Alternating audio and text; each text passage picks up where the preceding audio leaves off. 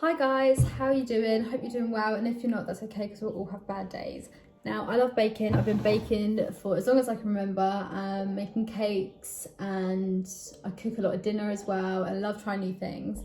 So I've seen this being made all over TikTok and Instagram, and I was like, as soon as I saw it, I needed to make it. Today I'm saying attempting because I don't know how it's going to go. I'm attempting to make Lotus Biscoff Fudge. Now, if you don't know what Lotus Biscoff is, you need to get out there because it's been around for a while. This is, obviously I've already had some of the biscuits. These are Lotus Biscoffs. They look like this. They taste incredible. You normally get them if you go to like a coffee shop. They normally give you like a tiny little one in a packet. You can get these anywhere really. I see them all the time. They are a very go-to type of biscuit for me. And if Luke Watson is watching this, he definitely knows how much I love them, and he loves them as well. So he's probably really annoyed that he's not here while I'm making it. Right, so the ingredients you will need is 100 grams of Lotus Biscoff biscuits chopped up. You're going to need 400 grams of white chocolate. You can have any white chocolate you want. This is the first thing I picked up. You're also going to need some unsalted butter. I'm just going to use some baking butter. You're also going to need some Lotus Biscoff spread. This is the crunchy one. You can use smooth or crunchy, but this is basically the biscuits in like a spread form, which again is incredible. And then you're going to need a can of condensed milk. So 397 grams of this. You're also going to need a square tin, but I don't have a square tin, so I'm going to use a round one. I'm just going to lightly butter the tin. Get my little brush. I'm going to lightly butter it so the fudge doesn't stick. I've never made fudge before. My mum has, and it was probably one of the best fudges I've ever met. But it was more of like a crumbly type of fudge than a like a soft fudge. It was a nice, like, just plain vanilla crumbly fudge. But I normally when I bake, I normally just stick to like cakes, something that I'm quite familiar with. Right, so when that's buttered, so it doesn't stick, you can stick that to the side. Now the best thing about this is you don't need an oven. You do need a hob and you need a fridge. So I'm pretty sure most people have that, so that should be fine. So we're starting off chopping up some biscuits. Get the knife out. Oh my god, it smells incredible. I don't want anyone to come out and hate my method. As you can see, I'm using probably the worst knife ever to chop some biscuits up in. Now I bake quite a lot, and I always get told, I'm really messy, which I am. Because some people clean as they go and I just can't do it because I want to get it done. So I normally clean, sometimes clean at the end, roughly chop. So I'm kind of cutting them to like little squares. Oh, a bit fell into my mouth. Oh my god, honestly, I love Lotus Biscoff. I try and not eat it as much because I really don't want to go off of it. And I'm one of those people that does if I eat too much of it. Like Pringles. Pringles are probably up there in my top crisps. And the plain ones are my favourite, or sour cream and chive. But I ate so many of the plain Pringles, I started to go off of them. So I've stopped eating them. And I bought some the other day and I was like, it's still good. Right, next. Place those 4 biscuits into a bowl and bash with the end of a rolling pin until they become fine crumbs. So we've got the chunks there and the 4 biscuits. I'm not going to put it in a bag. I've got this, I don't know what this is called, but I'm going to put my biscuits in here and smash this up. Oh my god, I could just eat this. I think that is good enough. So crumbs, I'm not sure if you can see. I like that. A nice like bread crummy texture, I would say. Right, so that's the 2 different types of biscuits. I've got the chunks. Oh, I've got the chunks, like pieces like that, and then I've got the breadcrumbs. Next, firstly break the white chocolate into a large glass bowl and then add the butter. And I absolutely love white chocolate. Oh my god, that smells so good.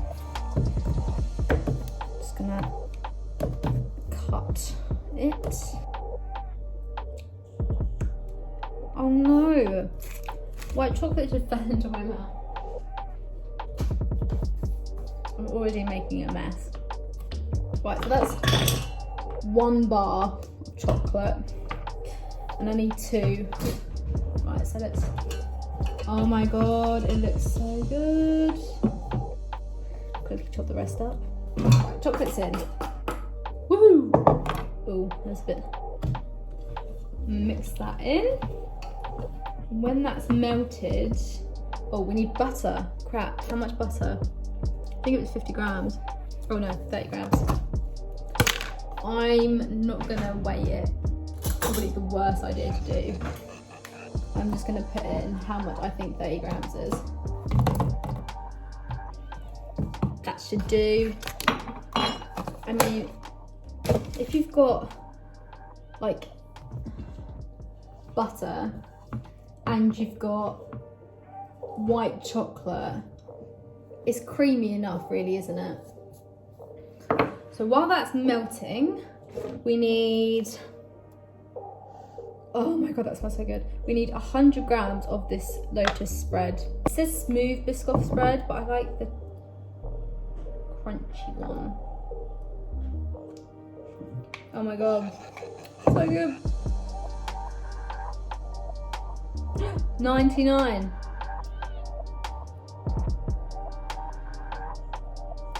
Come on.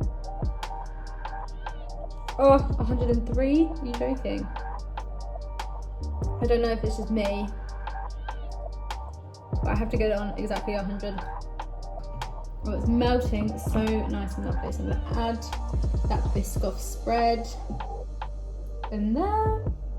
Beautiful. I'm gonna turn up the heat just a little bit, not too high, because then it starts to burn and you really don't want that because it would just ruin the whole thing.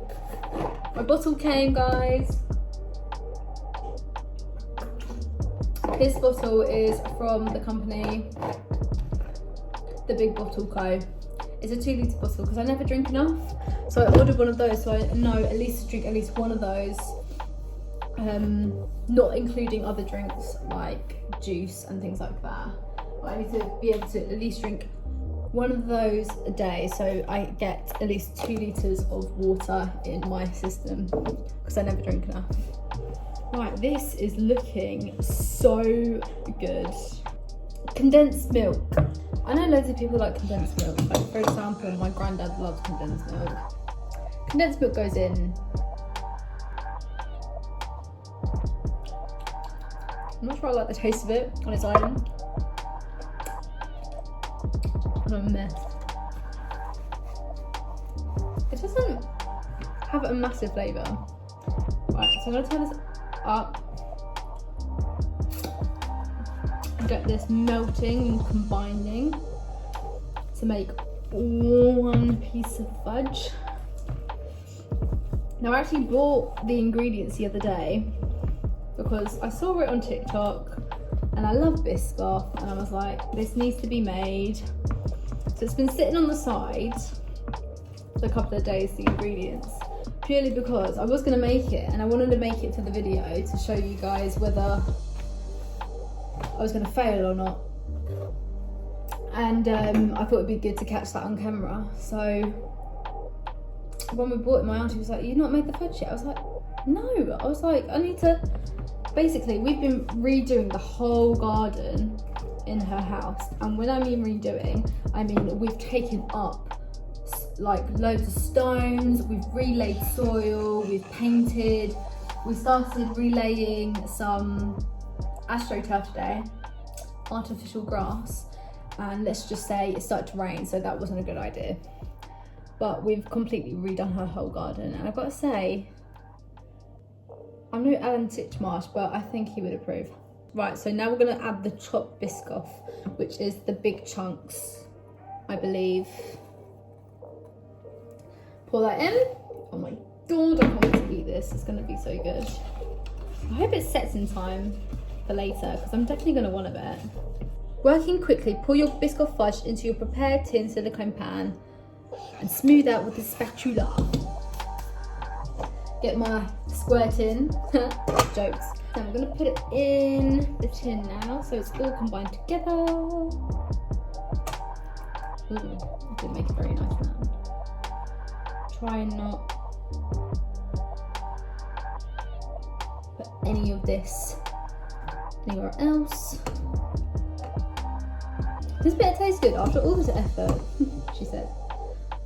No, this isn't hard. It's basically 3 main ingredients and that's it. You don't need to add the Biscoff bits in it. You can just have the Biscoff spread. But I think the Biscoff just gives it a bit more crunch. It's all in the pan now. Lovely, lovely, lovely. Spread it out. Nice and even, which it is. Nice, nice, nice. For the topping, get a bowl, get a spoon, add like a heaped tablespoon, probably that much, and put that in the bowl. Put that in the microwave.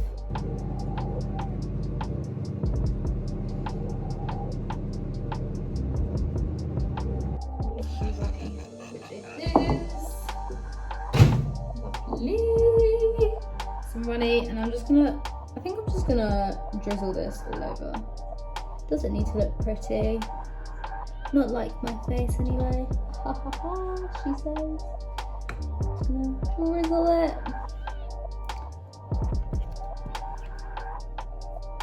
Use my brush to get all of it out.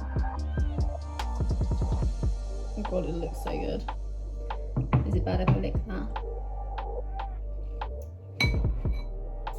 Right, now breadcrumbs. It does look incredible. I'm quite proud. Right, in it goes for 4 hours. Right, so it's a little later in the afternoon. You can see I've changed my hair. But the fudge is set. I'm just slicing it up. So it's currently 9:15 right now. And so it's been in there for roughly 4 to roughly nearly 5 hours. And it is completely set. So I'm just cutting it at the moment, and obviously I'm gonna have a bit. Here's the slice. Oh my god.